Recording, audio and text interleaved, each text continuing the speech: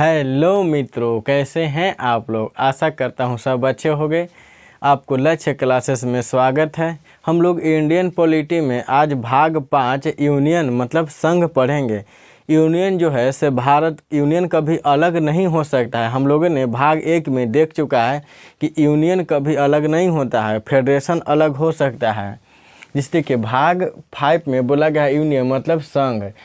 Union जो है से भाग 5 जो है से अनुच्छेद 52 से लेकर 151 तक है। ये जो है से इंडियन पॉलिटी में सबसे बड़ा टॉपिक हो जाता है। भाग 5 जो है सबसे बड़ा है क्योंकि इसमें अनुच्छेद 52 से लेकर 151 तक 100 अनुच्छेद आते हैं। हम लोग बारी बारी से एक एक अनुच्छेद के बारे में पढ़ेंगे। पहले हम लोग संघ में यूनियन में हम लोग राष्ट्रपति प्रेसिडेंट के बारे में पढ़ेंगे। राष्ट्रपति जो है से हमारे राष्ट्र के अध्यक्ष होते हैं। हमारा राष्ट्र अध्यक्ष जो है से राष्ट्रपति होते हैं। राष्ट्रपति के हस्ताक्षर पर ही हम लोगों को वीज़ा से बाहर जाना होता है। मतलब कि हम लोग अगर विदेश में जाते हैं, अगर प्रधानमंत्री को भी अगर विदेश जाना होता है तो उन्हें राष्ट्रपति के हस्ताक्षर की आवश्यकता होती है।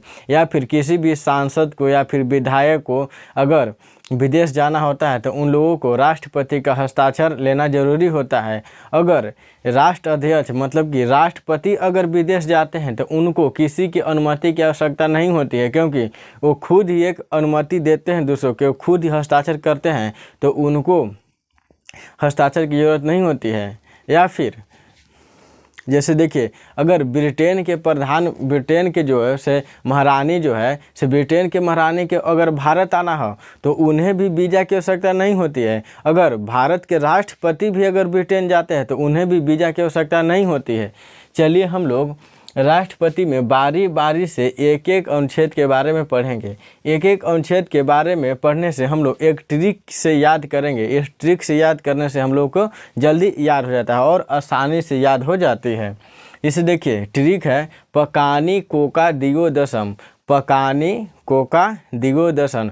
प मतलब हो गया राष्ट्रपति का पद हो गया, कार्यपालिका का प्रधान हो गया, निर्वाचन हो गया, फिर है कोटा हो गया, कार्यकाल हो गया, दोबारा निर्वाचन हो गया, योग्यता हो गया, फिर दशा हो गया, और फिर शपथ हो गया, और फिर महाभियोग हो गया। इसमें बोला गया है पकानी कोका दिवो दशम। 52, 53, 54, 55, 56, 57, 58, 59, 60, 61 और हमको राष्ट्रपति का अनुच्छेद समाप्त हो जाएगा इतना ही में ही। बारी बारी से हम लोग पढ़ेंगे। पहला है राष्ट्रपति का पद। राष्ट्रपति का पद जो है से भारत में ब्रिटेन से लिया गया है। राष्ट्रपति का पद जो है से भारत में ब्रिटेन से लिया गया है। फिर है कार्यपालिका का प्रधान। कार्यपालिका का प्रधान जो होते हैं ऐसे राष्ट्रपति होते हैं। मतलब कि देखिए, संवैधानिक रूप से कार्यपालिका का प्रधान जो है से राष्ट्रपति होते हैं।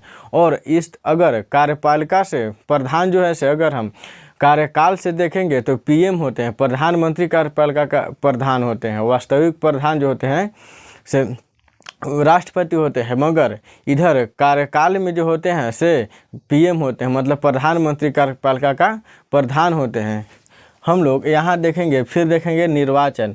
निर्वाचन में बोला गया है कि राष्ट्रपति का पद जो है से एकल संक्रमणीय पद्धति द्वारा राष्ट्रपति का चुनाव होता है। एकल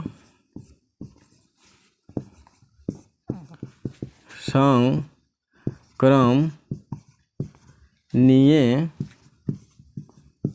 पद्धति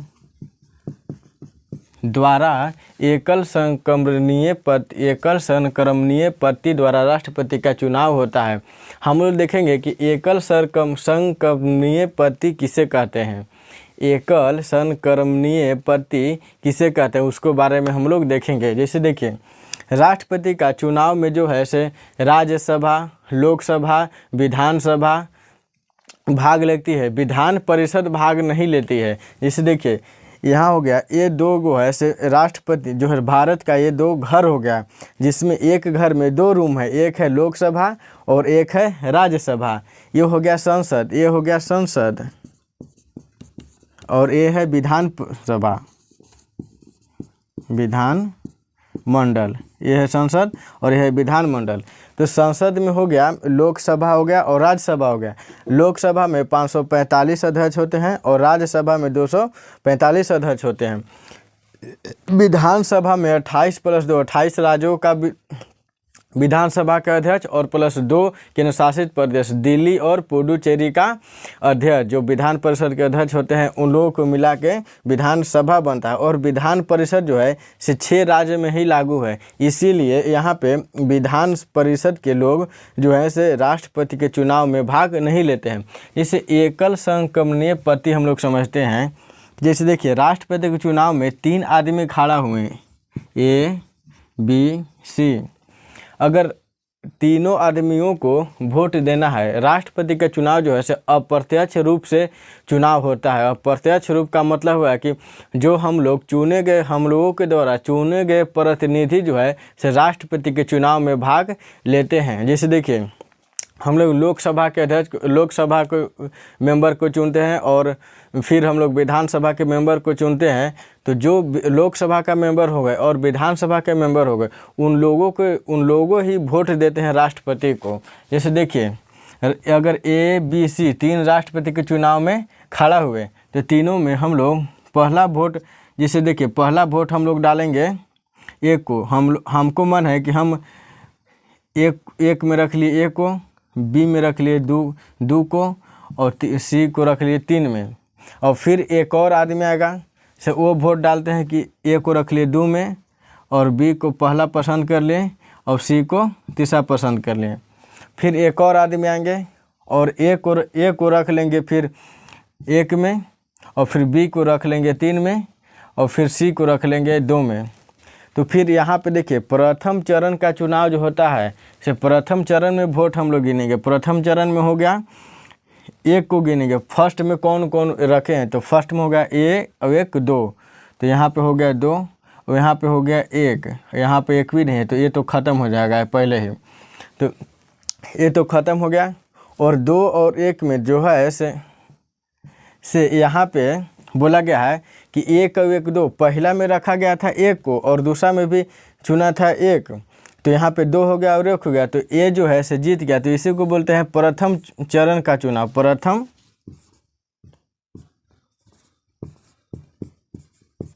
चरण का चुनाव।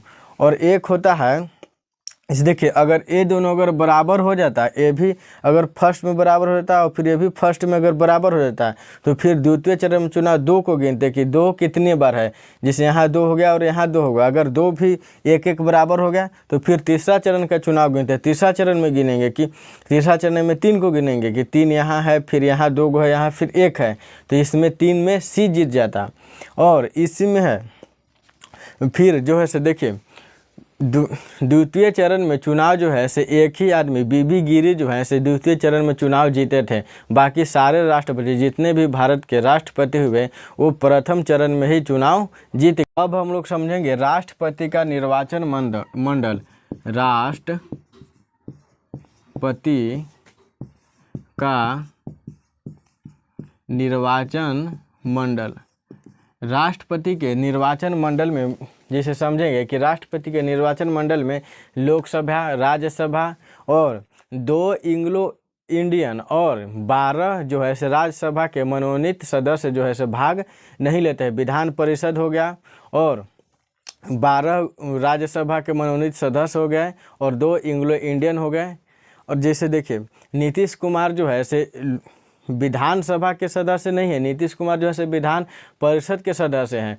हमारे जो बिहार के मुख्यमंत्री हैं सो वो कहीं का विधायक नहीं है, वो किसी भी विधानसभा से चुनाव नहीं लड़े हैं, वो जो है से विधान परिषद से आए हैं। तो वो विधान परिषद के सदस्य भाग राष्ट्रपति के चुनाव में नहीं ले सकते हैं। नीतीश कुमार जो है से राष्ट्रपति के चुनाव में भाग नहीं लेते हैं क्योंकि वो विधान परिषद से हैं। इसलिए विधान परिषद के सदस्य होने के कारण वो राष्ट्रपति के चुनाव में भाग नहीं लेते हैं। विधान परिषद जो है से केवल 6 ही राज्य में अब है। पहले 7 राज्य में था तो 1 राज्य तेलंगाना में हट गया, तो अब 6 राज्य में बच गया। इसीलिए पूरे जितने भी भारत के देश है, पूरे राज्य में, भारत देश के पूरे राज्य में विधान परिषद नहीं होने के कारण विधान परिषद के सदस्य भाग नहीं लेते हैं। अगर अगर आगे अगर किसी अगर मान के चलिए 2030 में अगर पूरे भारत में अगर विधान परिषद हो गया तो विधान परिषद के सदस्य भी राष्ट्रपति के चुनाव में भाग ले सकते हैं। इंग्लो इंडियन, दो इंग्लो इंडियन, इंग्लो इंडियन का मतलब होता है जैसे देखिए जिस समय भारत पर अंग्रेज़ों ने राज्य किए थे तो उस समय क्या हुआ था कि कोई भी अगर अंग्रेज़ जो है से यहाँ पे पोस्टिंग होता था, अंग्रेज़ अफसर को भारत में पोस्टिंग होता था तो 12-15 साल 20 साल तक रहते थे। तो उन लोगों ने क्या किया था कि भारत के जो स्त्री है सो उनसे शादी करते हैं, भारत में शादी किए थे। तो जो भारत में शादी किए और फिर आज़ादी जैसी भारत अगर आज़ाद हुआ तो उन लोगों ने छोड़कर भाग गए। तो जो उन लोगों का पुत्र हुआ, उन लोगों का जो बेटा हुआ, तो उन लोगों को हम लोग एंग्लो इंडियन कहते हैं। तो ऐसा नहीं ना है कि भारत में एक ही गली में या फिर एक ही जगह पर अंग्रेज़ थे, पूरे भारत में गली गली में अंग्रेज़ हो गए थे। पूरे मतलब कि जो भी शहर हो गया पूरे भारत में अंग्रेज़ फैले थे। तो बहुत सारे अंग्रेज़ों ने शादी किया था, तो उन लोगों को जो बचे थे से उन लोगों के ही एंग्लो इंडियन कहते हैं। तो उन लोगों को रख रखाव के लिए 2 सदस्य जो है से राष्ट्रपति मनोनीत करते हैं विधानसभा राज्यसभा में, और जो है से 12 मनोनीत सदस्य जो है से राष्ट्रपति राज्यसभा में मनोनीत करते हैं। जैसे देखिए 12 जो है से राज्यसभा में इसलिए मनोनीत करते हैं जैसे किसी वैज्ञानिक में निपुण हो या कला में हो, किसी अगर कोई भी अगर सांसद जो है से पढ़े लिखे अच्छे अगर व्यक्ति होता है तो राष्ट्रपति जो है से उनको राज्यसभा में संसद के रूप में रख लेते हैं। दिल्ली और पुडुचेरी को 69वां संविधान संशोधन करके, जिसे दिल्ली और पुडुचेरी को 69वां संविधान संशोधन 1990 में करके दिल्ली और पुडुचेरी विधानसभा का सदस्य दे दिया गया। विधान परिषद मतलब विधानसभा बना दिया गया। दिल्ली और पुडुचेरी में 69वां संविधान संशोधन 1990 में करके उन लोगों को विधानसभा बना दिया गया। विधानसभा इसलिए बनता है कि बड़े बड़े केंद्र शासित प्रदेश होते हैं, उन लोगों को विधानसभा दे दिया जाता है।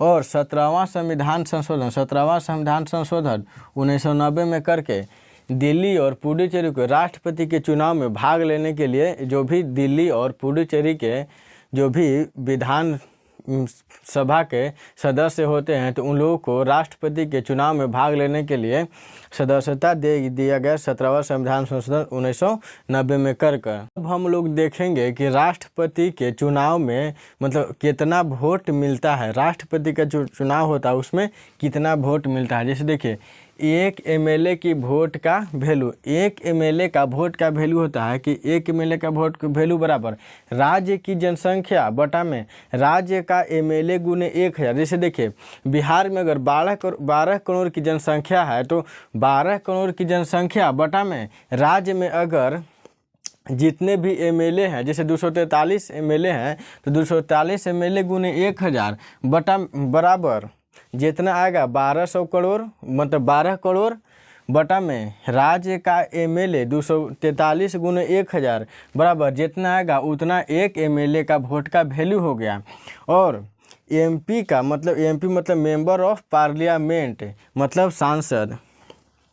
सांसद के वोट का वैल्यू होता है कि एक एमपी का वोट का वैल्यू होता है कुल एमपी का वोट बटा में कुल संसद की संख्या।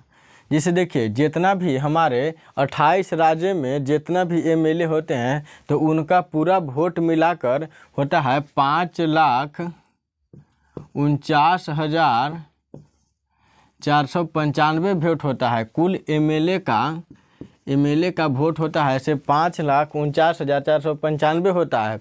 और कुल एमपी का वोट होता है, एमपी का जितने भी भारत में एमपी है उनका पूरा टोटल एमपी का वोट मिलाकर 5,49,498 वोट होता है। 5,49,495 वोट एमएलए का वोट होता है पूरे भारत में मिलाकर, और 5,49,498 वोट होता है पूरे भारत में संसद का वोट मिलाकर। और दोनों के जोड़ेंगे तो कुल लगभग 11,00,00,000 वोट जो है से राष्ट्रपति के चुनाव में पड़ता है, मतलब कि 11 लाख वोट जो है से राष्ट्रपति के चुनाव में पड़ता है। फिर अब आते हैं राष्ट्रपति के चुनाव में जमानत राशि एक होता है कि राष्ट्रपति का पद जो है सर्वोच्च पद होता है। भारत के प्रथम नागरिक जो होते हैं से राष्ट्रपति होते हैं। तो राष्ट्रपति को एक इज्जत होता है, इज्जत के लिए हम लोग राष्ट्रपति को जमानत राशि एक रखा जाता है कि जो भी राष्ट्रपति का चुनाव लड़ता है तो उन लोग जो है से 15,000 रुपये जो है से जमानत के रूप में आरबीआई के पास जो है से 15,000 रुपये रखते हैं।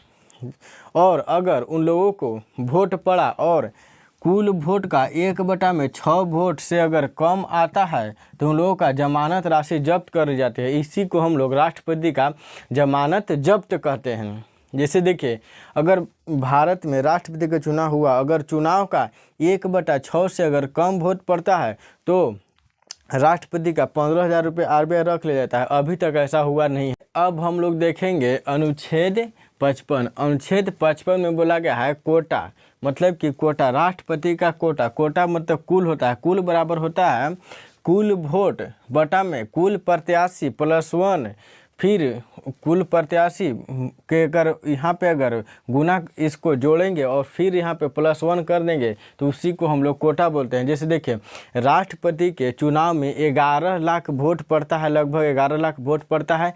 तो कुल वोट 11 लाख वोट बटा में कुल प्रत्याशी +1, जिसे कुल प्रत्याशी मतलब हो गया, अगर 3 गो प्रत्याशी राष्ट्रपति के चुनाव में अगर खड़ा होते हैं तो कुल प्रत्याशी +1 और जोड़ देंगे। अगर दोनों को अगर भाग देकर फिर +1 को जोड़ेंगे, उसी को हम लोग कोटा बोलते हैं। फिर आते हैं कार्यकाल। अनुच्छेद 56 में बोला गया है कार्यकाल मतलब होता है राष्ट्रपति का कार्यकाल जो होता है 5 वर्ष का होता है। भारत में राष्ट्रपति का कार्यकाल 5 वर्ष का होता है और अमेरिका में राष्ट्रपति का कार्यकाल 4 वर्ष का होता है।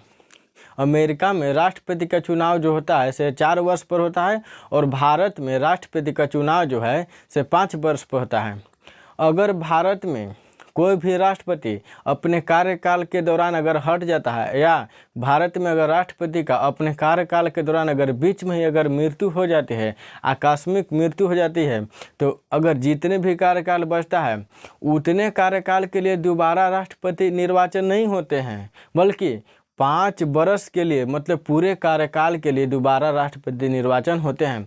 जैसे देखिए, अगर भारत में कोई भी राष्ट्रपति अगर 5 वर्ष के लिए राष्ट्रपति बनते हैं और 2 साल बाद अगर वो अगर हट जाते हैं, अचानक उनका अगर मृत्यु हो जाती है 2 साल बाद, तो 3 वर्ष के लिए राष्ट्रपति अपने दोबारा जो भी राष्ट्रपति उस राष्ट्रपति के कार्यकाल में बैठेंगे वो 3 वर्ष के लिए नहीं बैठेंगे, वो जो है से पूरे 5 वर्ष के लिए बैठेंगे। क्योंकि राष्ट्रपति का पद जो है सर्वोच्च पद होता है भारत में, तो उसका भी एक वैल्यू होता है ना। इसीलिए राष्ट्रपति का कार्यकाल में किसी का अगर मृत्यु राष्ट्रपति का हो जाता है तो 5 वर्ष के लिए बैठते हैं। अमेरिका में भी वैसे सिस्टम है, अमेरिका में 4 वर्ष के लिए बैठते हैं और भारत में 5 वर्ष के लिए बैठते हैं।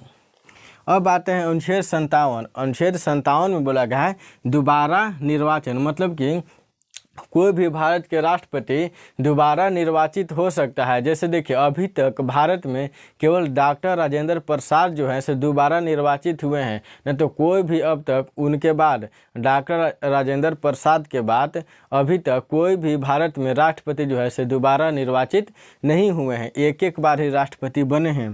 फिर आते हैं अनुच्छेद 58 में बोला गया योग्यता मतलब होता है कि 35 वर्ष आयु हो, या फिर 50 अनुमोदक और 50 प्रस्तावक हो, या वह भारत के नागरिक हो, या फिर लोकसभा का सदस्य बनने की योग्यता रखता हो। लोकसभा के सदस्य मतलब कि योग्यता बनने की योग्यता रखता हो। 50 प्रस्तावक और 50 अनुमोदक मतलब हो गया कि 50 गो सांसद राष्ट्रपति में हो गया, या फिर राज्यसभा में या लोकसभा में उन लोगों का 50 गो प्रस्तावक की जरूरत होता है और 50 गो अनुमोदक की जरूरत होता है। नहीं तो कोई भी भारत के नागरिक बोल देगा कि हमें भी तो 35 वर्ष हो ही रहा है, हम भी तो भारत के नागरिक है ये हैं, तो हम भी राष्ट्रपति का चुनाव लड़ सकते हैं। तो ऐसे थोड़ी होगा कि कोई भी गया और राष्ट्रपति का चुनाव लड़ गया। राष्ट्रपति का पद तो सर्वोच्च पद होता है ना। फिर आइए समझते हैं अनुच्छेद 59। अनुच्छेद 59 में बोला गया है दशाएं या शर्तें। शर्तें मतलब होता है कि पागल या दिवालिया न हो, लाभ के पद पर न हो, या फिर संसद या विधान मंडल का किसी भी का सदस्य न हो। देखिए लाभ के पद मतलब होगा कि कोई भी सरकारी नौकरी में न हो। जैसे देखिए सरकारी नौकरी जो होता है सो लाभ का पद होता है, और सांसद या विधायक जो होते हैं सो वो लाभ के पद पर नहीं होते हैं, वो जो होते हैं से जनता का सेवक होते हैं। और लाभ का पद सरकारी नौकरी होता है, और सांसद या विधायक का पद जो होता है सो जनता का सेवक होता है, वो लाभ का पद नहीं कहलाता है। अगर हम किसी सरकारी नौकरी में अगर मान के डीएम हो, एसपी हो या फिर दरोगा है, अगर राष्ट्रपति का चुनाव लड़ना है तो हमें उस पद को छोड़ना होगा या उस नौकरी को हम रिजाइन मारना होगा, तभी हम राष्ट्रपति का चुनाव लड़ सकते हैं। अगर सांसद हैं, अगर विधायक हैं, अगर हमें सांसद हैं और हमें राष्ट्रपति के चुनाव लड़ना है तो हम सांसद रहेंगे और राष्ट्रपति का चुनाव लड़ सकते हैं। अगर हम राष्ट्रपति में जीत जाते हैं तो हमें संसद की सदस्यता तब हम छोड़ सकते हैं। अगर सरकारी नौकरी में है तो सरकारी नौकरी में मतलब फॉर्म भरने से पहले ही मतलब कि राष्ट्रपति का जो चुनाव होता है से उसका जो नॉमिनेशन होता है, तो उसको नॉमिनेशन करने से पहले ही हमें सरकारी नौकरी में रिजाइन देना पड़ता है। जय हिंद साथियों, अच्छा लगे तो लाइक शेयर एंड सब्सक्राइब करें।